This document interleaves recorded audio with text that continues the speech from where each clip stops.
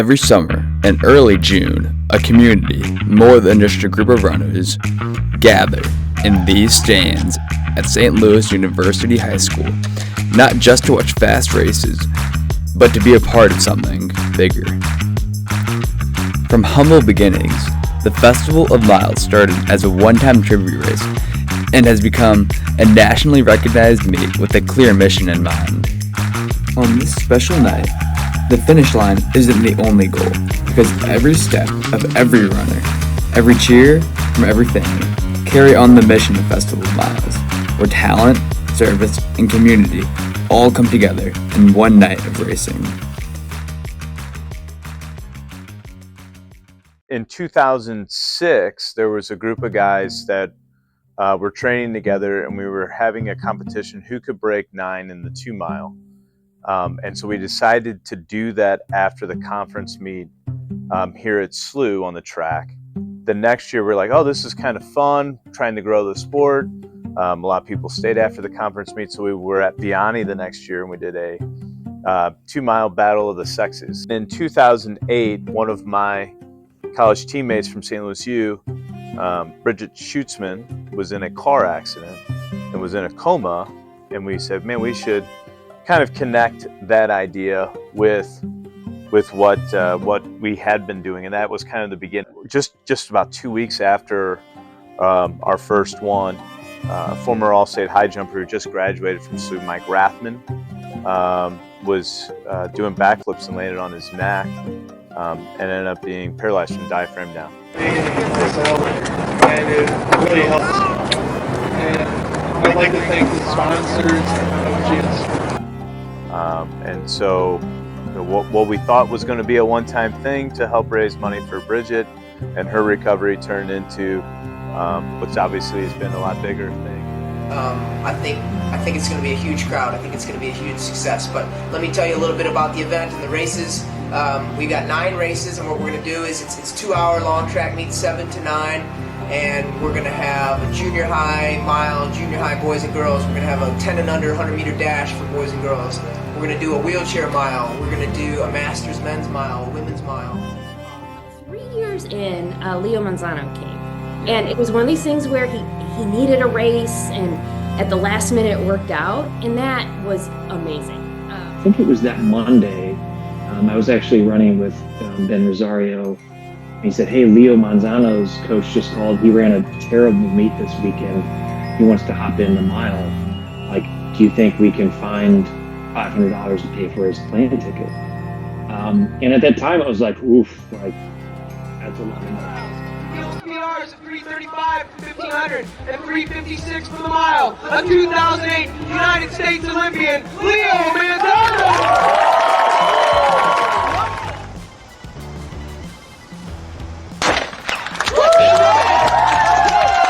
Because he showed up and then just like, I think he ran 3:56 that year, but just like blew everybody away in the kick. So I think that was the first year where we knew we were doing this to raise money for an athlete, but we also recognized that this is probably something we can do every year. From there, pros knew, oh, this is a quality race. You can come here. They're going to do it right. And then I think the game really changed when Grant Fisher came.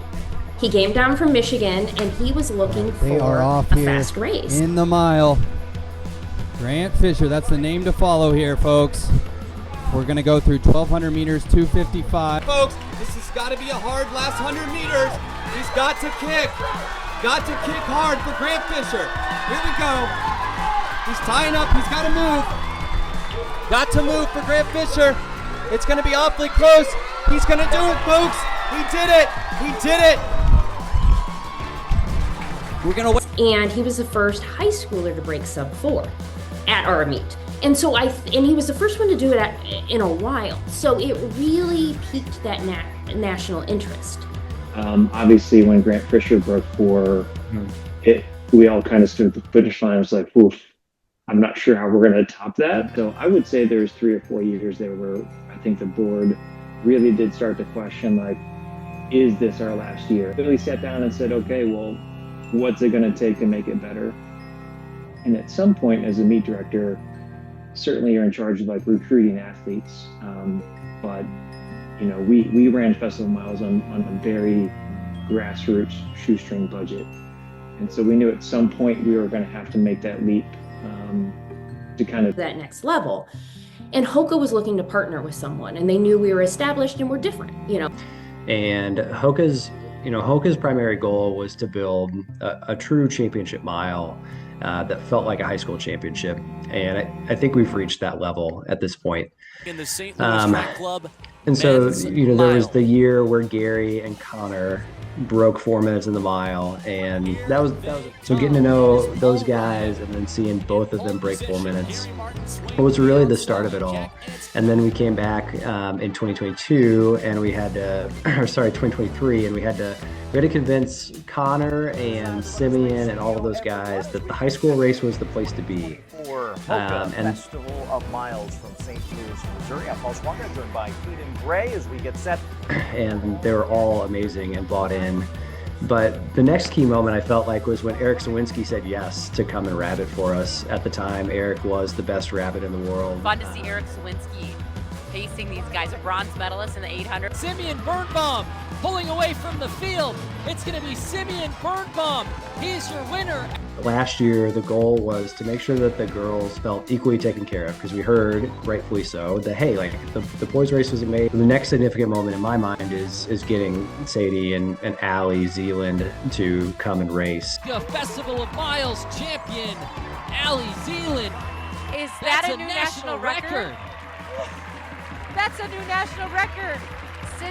And set high school state national records in the high school mile. Moves to the lead, but here comes Engelhart. Randall gets the win. Engelhart's going to set a new national record. Allie and Sadie come and run and really duke it out, showed what we can be on the women's side too, because that has been hard. You know, if you can go back and see some of the live streams from the very beginning where we had one camera sitting outside the press box, and then now having a 5-camera broadcast on Runner Space. Just really cool to see how much we're able to put out just a much higher quality product. So just comparing it to New Balance outdoors, I definitely say the atmosphere is a lot better. A lot more people just like surrounding you and how loud they can get. And it's a lot different than like New Balance, where it's just a huge stadium and you can't pack it as much as you can here.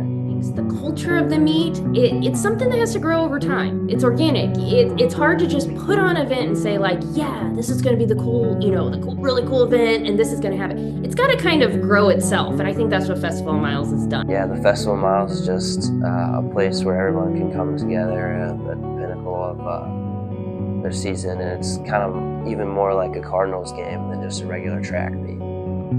One is it presents our sports to those who may not love track and field the way that we do in a truly accessible format. It is a sporting event. It's a relatively short format. The sport of track and field is one of the purest things that we can do as athletes, right? So it's just everybody gets an equal opportunity to line up and to race each other.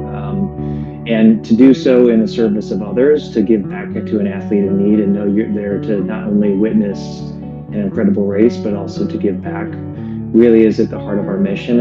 And I think we've been able to accomplish that really well.